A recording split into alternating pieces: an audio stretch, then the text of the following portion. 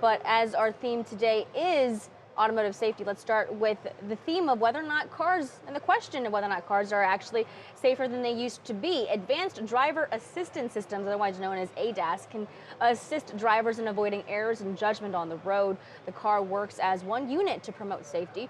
Radar sensors, often hidden in the grille, ultrasonic sensors embedded into the bumpers, all of this integrated, of course, with cameras nestled behind the windshield. Now, a seemingly minor impact can throw off your entire vehicle, but all these systems, if they work together, with the driver being, of course, conscious of what they're doing, can prevent a big accident. Jessica Bailey is ADAS glass expert over at SafeLight. Jessica, so great to have you on with us today on Cheddar Rides. Why is ADAS so important for the new ways of cars being built now and how we're driving? Yeah, so 9 out of 10 cars being produced today are going to come with at least one standard safety feature, and it forms a circle of safety around your vehicle, making sure that you, as the driver, and your loved ones in the vehicle are safe in avoiding car accidents and injuries and collisions. And so with that in mind, and we're taking a look at all of the different sensors that are really integrated nowadays into these vehicles, windshields and car safety, that's getting smarter, but could that be a bit more dangerous for drivers as well? Potentially. Drivers need to understand that they are still in full control of that vehicle. They are still 100% responsible for making sure they're aware of what's around them.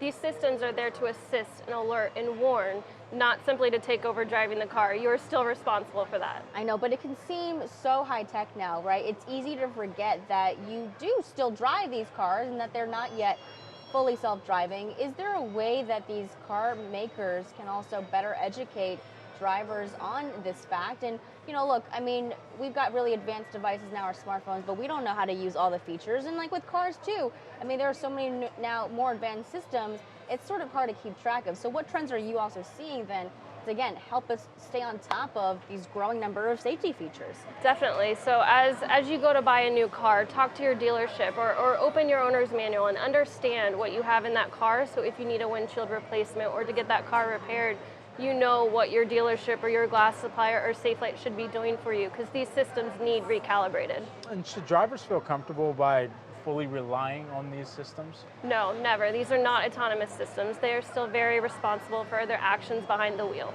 I think what's notable, again, we talk about it all being integrated, right? I mean, if you have even a small fender bender, or if you maybe scratch up one of the sensors or maybe one of the cameras, that can actually throw off the entire car. So what should car owners do it in that case, even if they think it's something very minor and they don't need to maybe fix it right away? Definitely talk to your dealership, or if you're getting a windshield replacement, these systems have to be recalibrated. It's almost like when you turn your cell phone location off, where I'll do that to save some battery, and that cell phone, when you turn it back on, it has to reorient itself to the world, just like the camera does when you go through a replacement windshield, or even when your car is being worked on. So really understanding that recalibration is not an option, but it's required. I think for so many consumers too, though, they go through this mindset that it's going to cost them something, cost them quite a bit in some cases, to replace some of these sensors, to even replace a piece of the car that ultimately, a small crack in the windshield, we were talking about this earlier, people might just say, I'll just wait till it's a couple more cracks until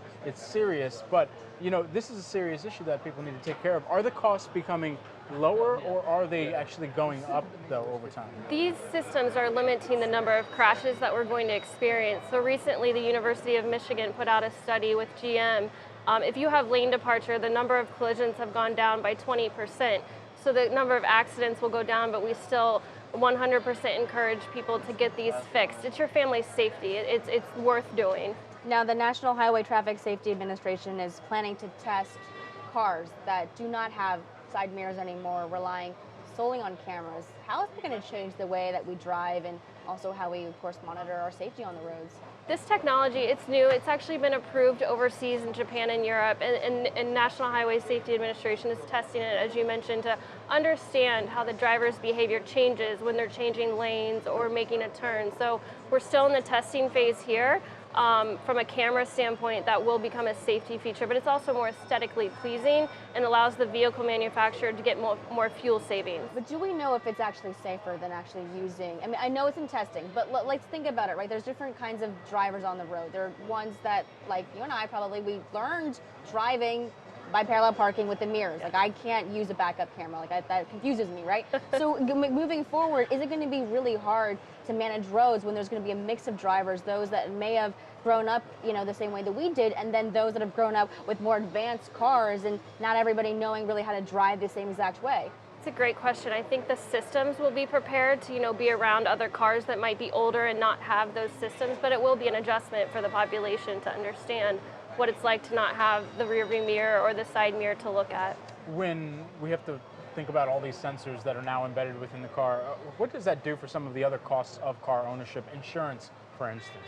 Yeah, I think you would want to talk to your insurance provider there and understand the different levels of coverage so that you can prepare yourself for those types of claims should you have that accident. All right. Jessica Bailey, who is the ADAS glass expert at Safe Light, joining us here today. Thanks so much for your time.